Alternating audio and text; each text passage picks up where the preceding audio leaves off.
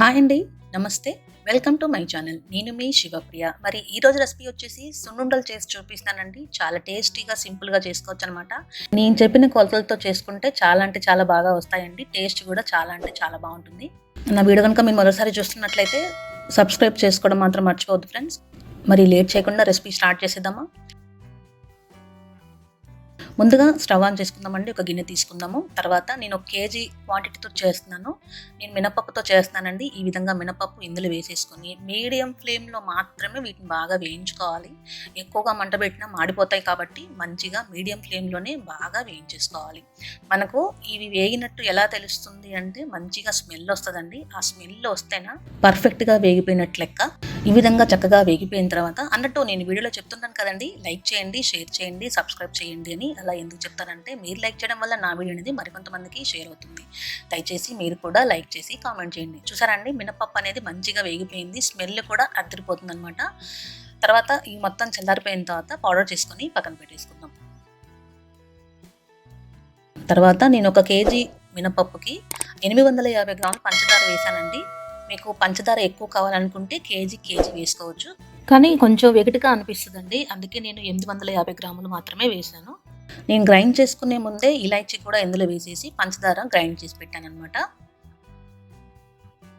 తర్వాత మినపప్పుని ఇందులో ఒక ప్లేట్లో వేసేసుకుందాము. పౌడర్ కూడా కొంచెం బరకగా ఉంటే బాగుంటుందండి. మరీ మెత్తగా కాకుండా కొంచెం బరకగా ఉంటే తినడానికి బాగుంటుందన్నమాట. పంచదార గ్రైండ్ చేశానండి, అది ఇందులో వేస్తున్నాను. పంచదార గుర్తుంది కదండి, 850 గ్రామ్స్ వేసాను.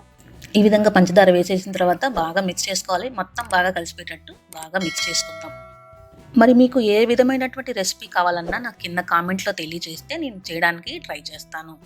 చూసారండి, ఈ విధంగా బాగా మొత్తం కలిసిపోయిన తర్వాత అయితే ఇప్పుడు వీటిని మనం కలుపుకోవడానికి ఇందులో మనం నెయ్యి వాడుతున్నామండి. పాలు అనేది అసలు కలుపుకోకూడదు అనమాట.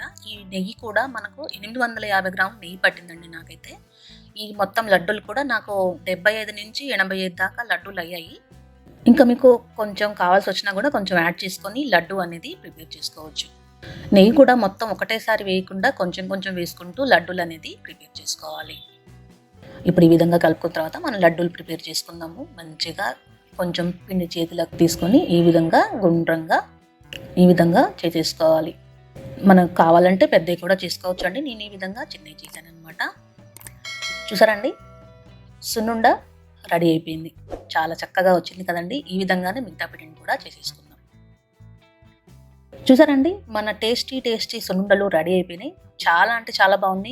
నచ్చిందా? మరి నచ్చినట్లయితే మీరు కూడా ట్రై చేస్తారు కదా. ట్రై చేసి మీకు ఎలా వచ్చిందో కింద కామెంట్ సెక్షన్లో తప్పకుండా తెలియజేయండి. మన నెక్స్ట్ రెసిపీ తోటి మళ్ళీ కలుద్దామా? అంతవరకు సెలవు. Support us friends. Thank you.